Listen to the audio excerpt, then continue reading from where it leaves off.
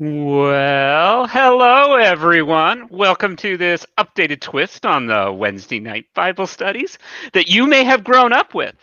Today, Reverend Dr. David Breeden will offer readings from the Hebrew and Christian scriptures that make up the Bible.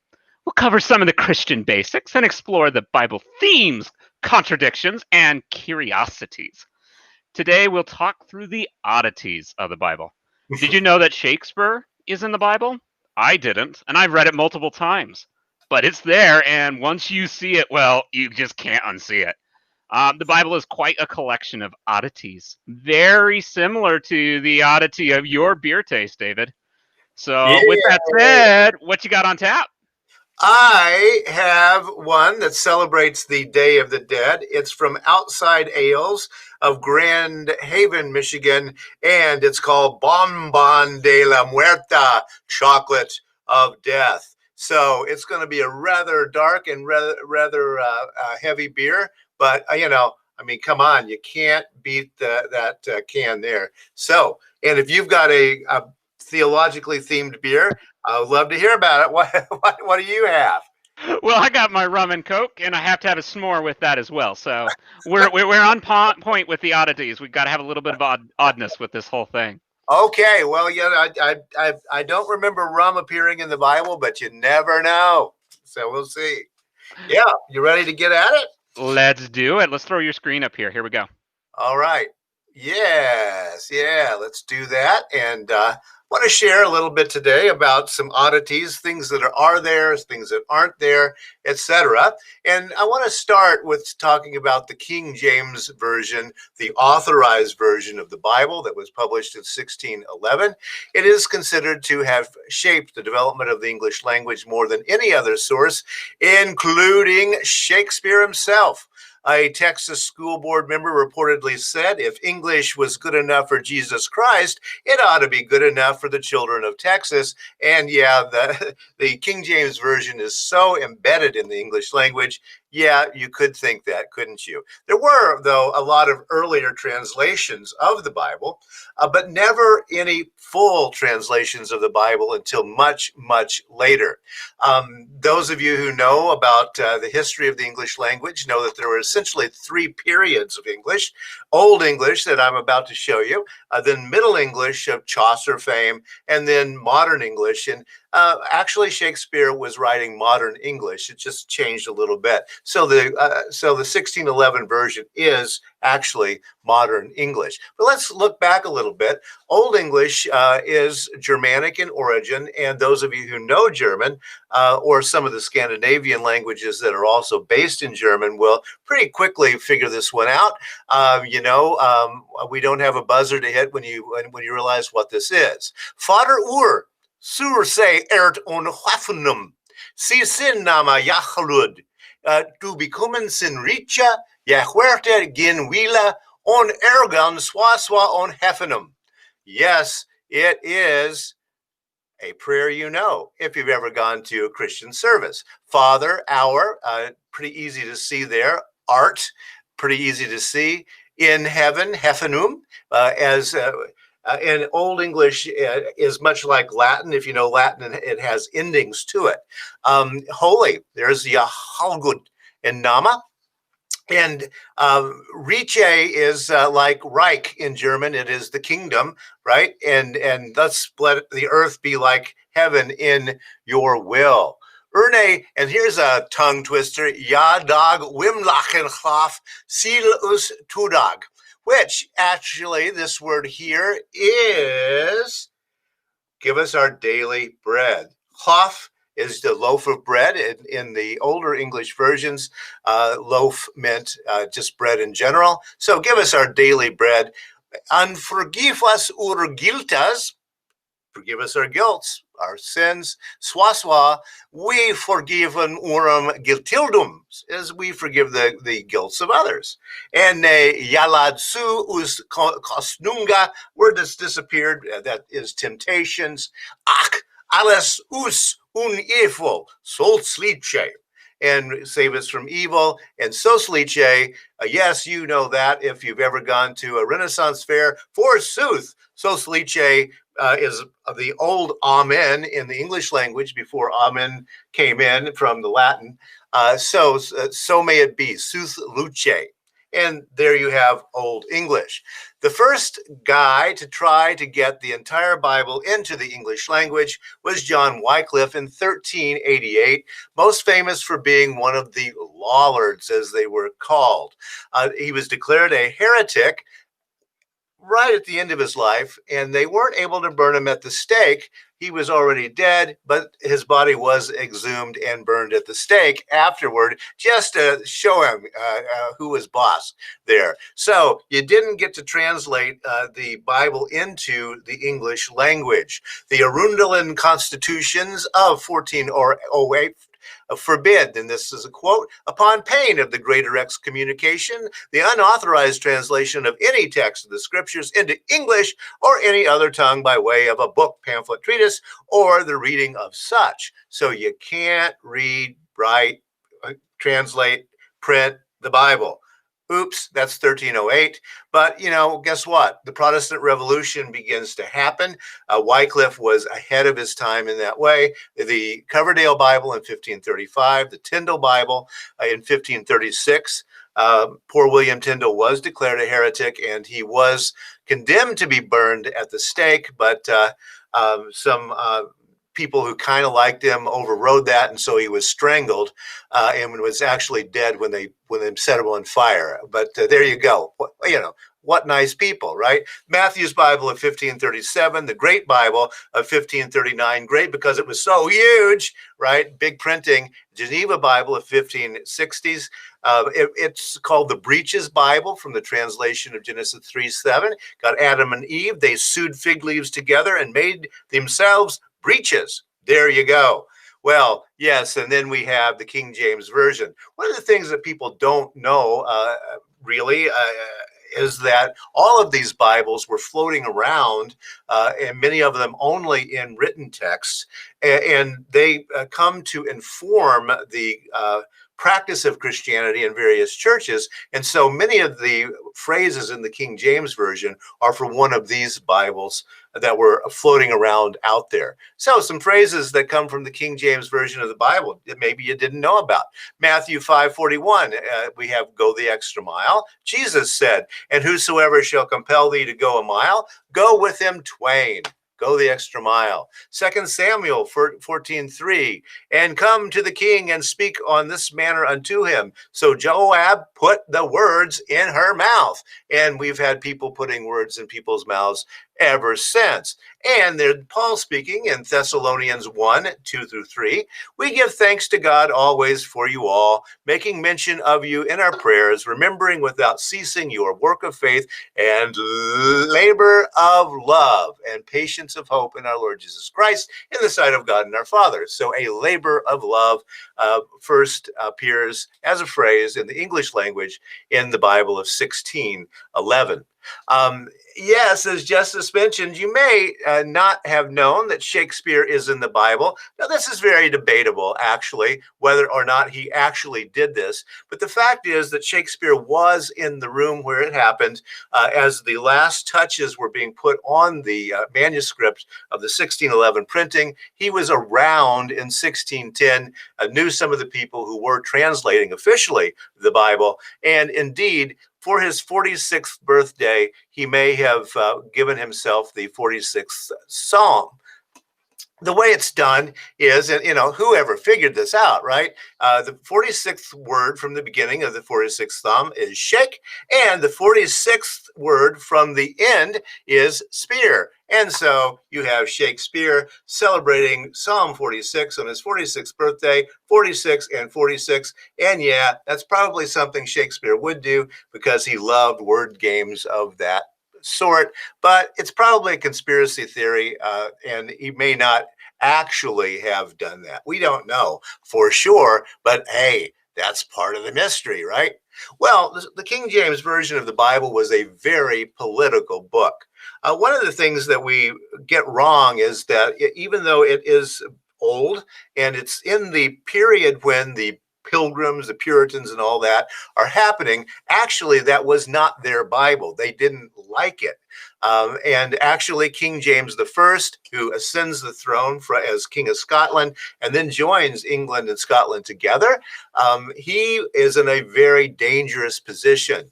His mom was executed as a Catholic, and his aunt Elizabeth I was a Protestant, and the kingdom wanted to remain Protestant, but they wanted to remain Protestant in the Church of England fashion, not in the Puritan or separatist fashion of the rising of that time before the English Civil War. And so what he wanted to do is to get a translation that didn't have any of the dangers that those other Bibles that I showed you had.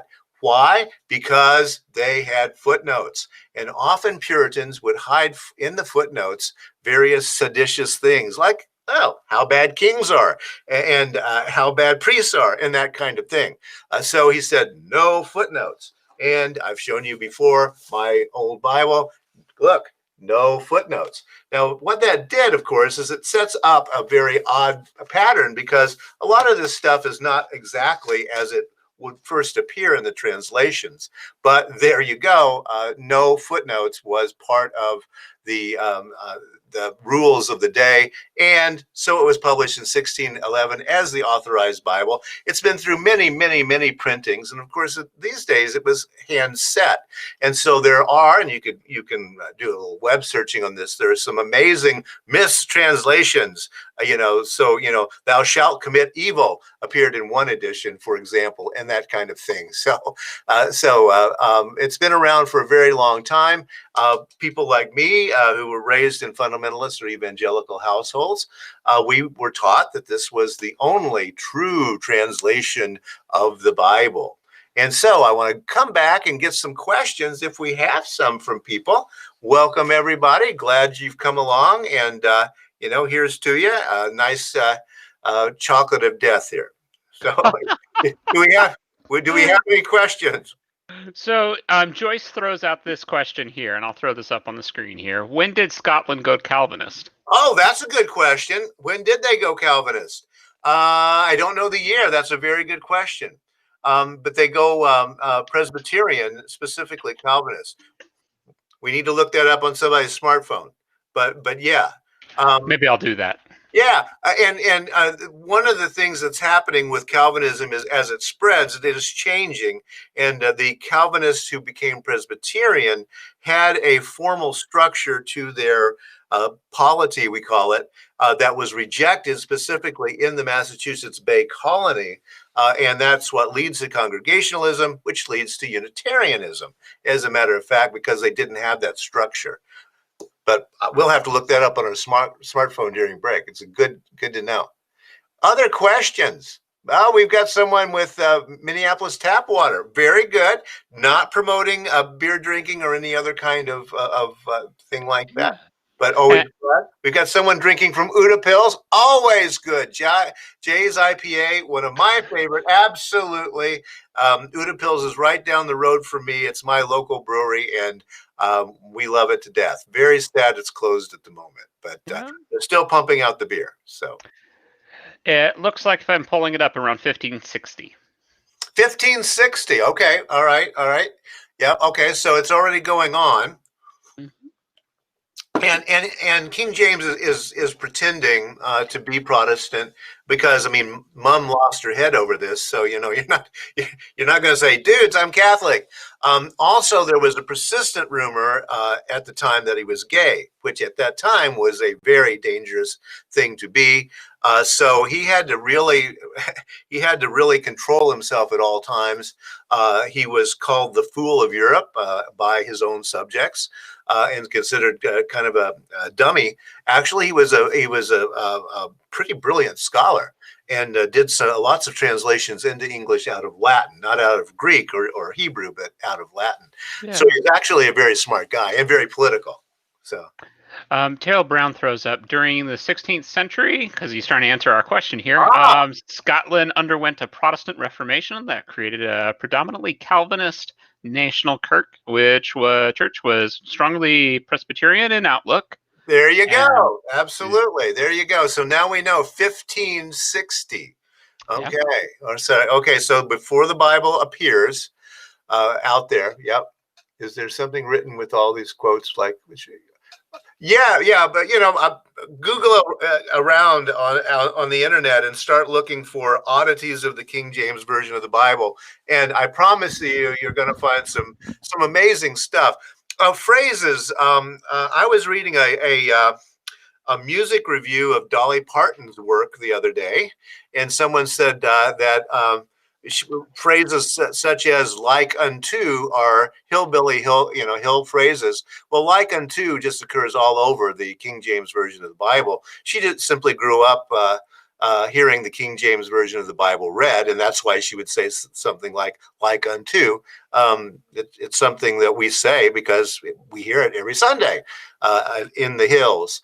The King James version was developed to be oral, and it was read aloud as it was being translated, and it really is gorgeous in its phrasing. Emily Dickinson was directly, her ability to do poems was vastly affected by that. And also, I mean, the greatest poet to really take the King James Version into his mind was Walt Whitman, who wrote these very long lines, "A Song of Myself." Well, that's taken from a translation of the Psalms that don't have the pages.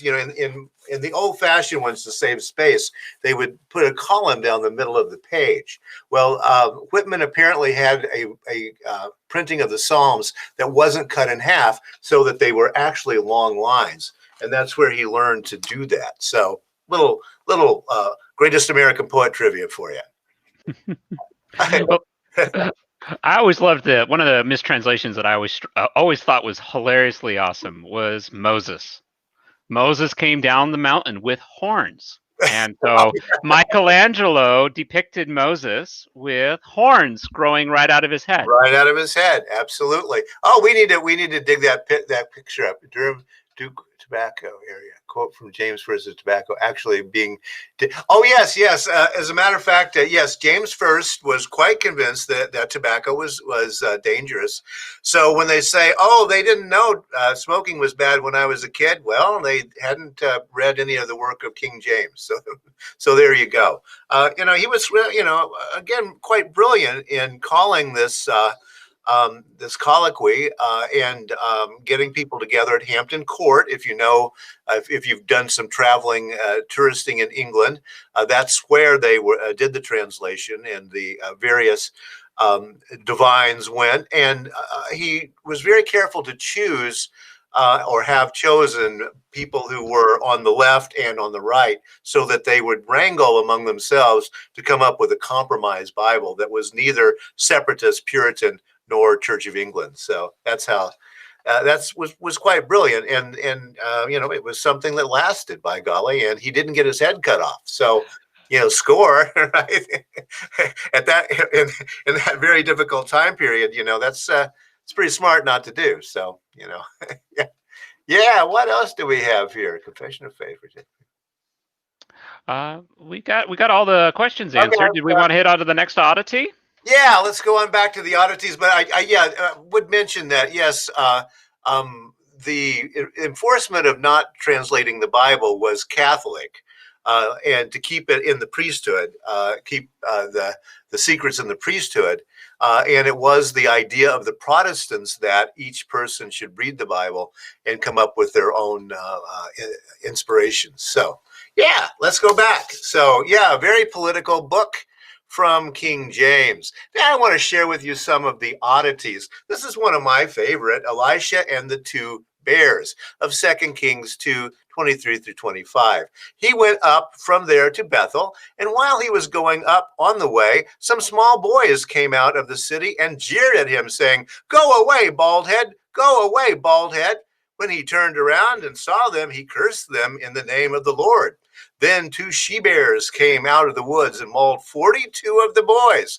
From there, he went on to Mount Carmel and then returned to Samaria. So, yeah, just the juxtaposition, murdered, all these kids getting killed. because they made fun of the prophet there. So do not make fun of bald prophets. Do not say they're bald heads or shiny heads. That's another translation. You shiny head. Or else the bears will get you. Again, if you want to do some web searching, just look up Kings 2:23-25, and there are some brilliant paintings, including one from Rembrandt with the bears killing the children. So there you have it. So next time you become a mighty prophet, they won't make fun of your hairstyles either. Here's another one. This is from Leviticus, which of course is part of the Torah, purportedly written by Moses. And here are the requirements to be a priest. God is speaking to Aaron and says, no one of your offspring throughout their generations who has a blemish may approach to offer the food of his God. For no one who has a blemish shall draw near. One who is blind or lame, or one who has a mutilated face, or a limb too long, or one who has broken foot, or a broken hand, or a hunchback, or a dwarf, or a man with a blemish in his eyes, or an itching disease, or scabs, or crushed testicles. So there you have it. You got to meet some real requirements there in order to be a priest in the Aaron line, which, as you know, it was a real thing. That continued all the way through the Second Temple period of Judaism. So now you know, do you or do you not meet the requirements? And yes, you got to be a guy, number one. Women need not apply. Well, let's see what else we've got here. And this is the last one I'll share with you. And because I'm not casting any aspersions on a company called Ezekiel 4:9, but let's read Ezekiel 4:9, how to be a prophet. We already know how to be a priest. Now this is how to be a prophet, and this is God talking to Ezekiel. And God says to Ezekiel, then lie on your left side and place the punishment of the house of Israel upon it. You shall bear their punishment for the number of days that you lie there. For I assign to you a number of days, 390 days, equal to the number of the years of their punishment. And so you shall bear the punishment of the house of Israel. Now, so you're going to, we already, a little before this, he has to be naked too, all right? So he has to be naked. He has to go out into the street and lay down on his side and stay there for 390 days just to prove a point. Yeah, you shall set your face toward the siege of Jerusalem, and with your arm bared you shall prophesy against it. See, I am putting cords on you so that you cannot turn from one side to the other until you have completed the days of your siege. Stay on that side for 390 days. But not only are you going to do that in the road naked, but you also have to make your own food. And so here we go. And you take wheat and barley. Recipe time. Take wheat and barley, beans and lentils, millet and spelt. Put them into one vessel and make bread for yourself. During the number of days that you lie on your side, 390 days, you shall eat it. The food that you eat shall be 20 shekels a day by weight. At fixed times you shall eat it, and you shall drink water by measure, 1/6 of a hin, H-I-N. I have no idea how much that is, but I have a suspicion it ain't much. At fixed times you shall drink. You shall eat it as a barley cake, baking it in their sight on human dung. Oh boy. So we're going to bake bread out on the street using human dung as a baking device. The Lord said, thus shall the people of Israel eat their bread unclean among the nations to which I will drive them. Then I said, so Ezekiel says, okay, he's been writing this down. God, 390 days naked, on the right side, okay. But then he says, Lord God, I have never defiled myself from my youth up until now. I have never eaten that what died of itself. That's one of the laws. If a rabbit falls over dead from old age, you're not supposed to eat it. That's biblical, right? Died of itself or was torn by animals, so you don't scurry over and get what the dogs killed, right? Nor has carrion flesh come into my mouth. Then, so Lord, please, I don't even eat all the stuff. So God says, okay, dude, see, I will let you have cow's dung instead of human dung on which you may prepare your bread. Thanks, Lord. That's very nice of you. And yes, if you go into an average grocery store here in the Twin Cities today, you too can buy Ezekiel 4:9, various kinds of bread. And I will not speculate as to how they bake it, but if they're biblical, we do know how that went. And so you know the rest of the story, and you probably don't want to eat the bread. But it's good for you, I'm sure. Join us for Coffee and Wisdom at 9 o'clock on weekdays at Central Time, where we talk about various kinds of religious things, philosophical things. Be glad to see you. And of course, all of these programs are on the Den of Conversation on the YouTube channel. So thanks a lot. Let's get back to questions. So, yeah. I'm glad I wasn't Ezekiel. That would be a pretty tough. Okay. Yes. Yeah. Phil said he saw that on Hennepin Avenue. Okay. All right. Yeah. See. Nowadays, I think we have medications for that, but. but you never know. You never know. Well, and if anyone's curious, there is a great puppet play on YouTube for the Elisha and the Two Bears. I'll have to throw it in there. It is absolutely ridiculous, but they try and make it as literal as possible from puppets. They kill all 42 of them, eh? So, don't mess with prophets. I mean, for one thing, that we now you know how they bake their bread. So, I wouldn't really want to be around them very much. And if they're bald, just don't look, right? Don't say a word. Okay. In the dinner conversation in our chat here, we do have, it's always... Anytime I'm running late, someone on their side baking bread over dung in the street. Yes, I'm afraid so. Don't you hate it when that happens?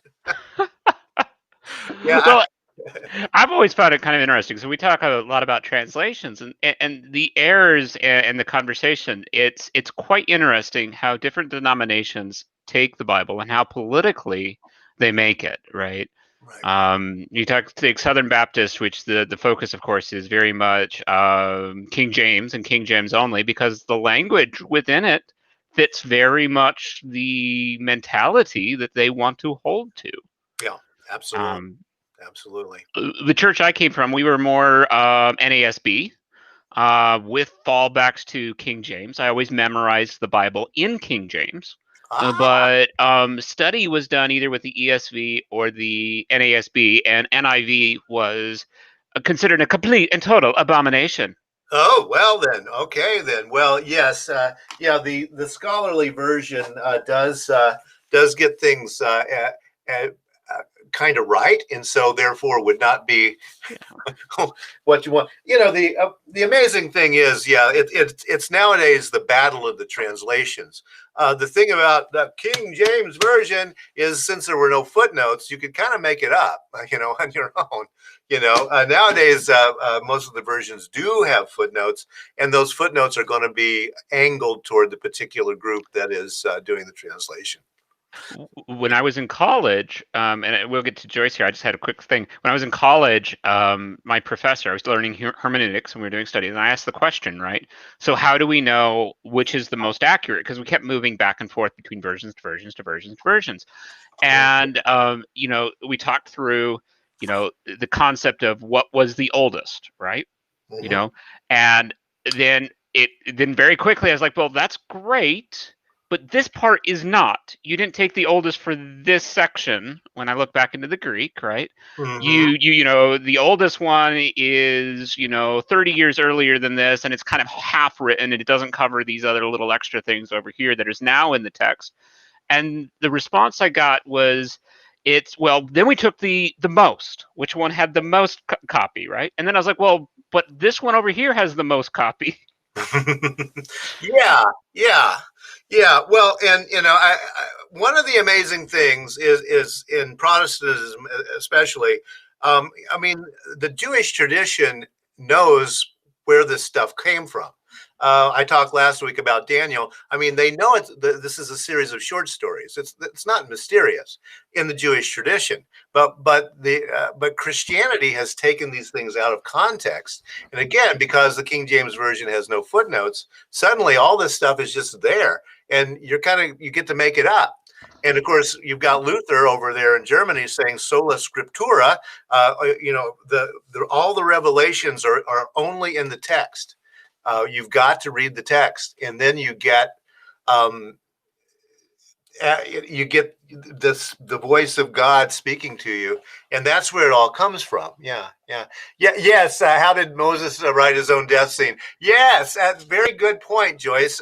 Indeed, at the end of the Torah, we get a death scene of Moses. He goes to the mountaintop. Later used by MLK, to look over into the promised land, but he is not allowed to go to the promised land because he was a bad boy, hit a rock too hard with his stick, and disobeyed God. Come on, don't do that. But anyway, yes, so he was not allowed to go in, and so we get this very moving death scene, and God himself buries Moses. And yep, that's there. And well, it's sort of like Daniel, you can get your prophecy right when you're writing the book 400 years later. It gets a lot easier to prophesy. You can't write your own death scene unless you're Moses, in which case, But again, one of the things about these actual texts and within Hebrew scripture, Jewish tradition knows that these things have been put together. The Torah was not put together until the second temple period after the Babylonian exile that we talked about last week, actually. But, we get the sleight of hand thinking that Moses must have done that. I mean, the Hebrew children did not wander in the Sinai for 40 years.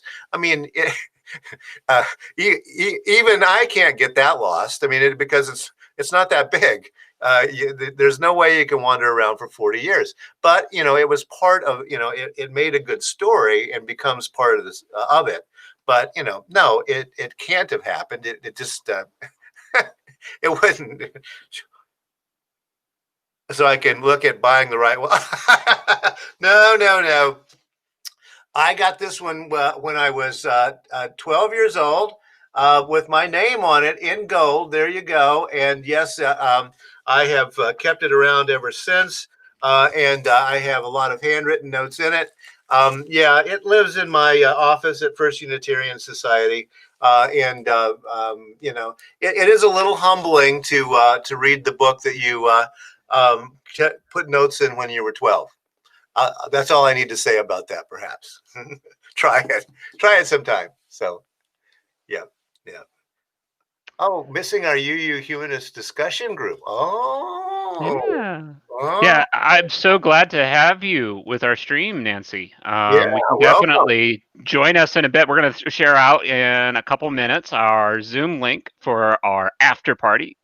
Can't have beer without an after party, so we'll have that soon. You're always welcome to join us and have some more face-to-face conversations and discussions through this. Yeah. Well, and next week we'll be talking about, hey, I've got a good idea. Let's build a skyscraper, and we'll see what happened there with human hubris. Oh my gosh! So we'll take a little closer look at that. Yeah, we need more UU humanist discussion. I would definitely agree with that. And well, thank you all for joining us tonight. And it's always I hope I have fun with this. I really enjoy the Bible. As an old English professor, I see it as literature, and I may sound like I'm making fun of it at times, but really I'm not, because I take it very seriously as this thing that has constructed the English language in a lot of the ways, and also our understandings of so many things. And yes, John, this is the one that I actually do scholarship out of, the New Oxford Annotated Bible, New Revised Standard Version with the Apocrypha. And yes, it's an ecumenical study Bible. Ecumenical in that it tries not to do what Justice was talking about of particular denominational spins on these things. And I work. One of my Bible teachers was one of the translators of this. They're very serious scholars. They know their Greek like the back of their hand, unlike me. So they really know what they're doing. And again, sort of unlike the people who were actually doing the King James Version as well. We have a little more scholarship going on these days. So there you go. But even then, you got to ask the question, right? Even if the original sources that you're pulling from, what is the accuracy of those sources? Absolutely. Well, and I mean, we know that the Greek, that really weird word in the our Father, it was really weird because the Greek word for daily in daily bread is a totally unknown word. It appears only in that spot. There's no other context. Why the heck it's like that? We don't know. So, sometimes you just have to guess. And so daily bread, that sounds good. I might even do a nice bakery. So there you have it. Well, yes, let's go on over to our after party, and we'll see you next week. Thanks a lot, or join us in the chat. All right. So I'll go. Yeah. Okay. Okay. I will pass that link to you, David. Thank you, everyone, for joining us this week. We're going to go ahead and call it quits. Feel free to join us for the after party. We're going to have a lot of fun. We're going to have a little bit more conversation, dig in, and just laugh and just have a good time. And beer. And some beer. And I'm done. But join us next week. As he said, we're going to be talking about the Tower of Babel. There's lots of good stuff to talk about around languages and everything along those lines. So it'll be great to dig on in. Thank you, and we will see you all shortly. All right. Thanks.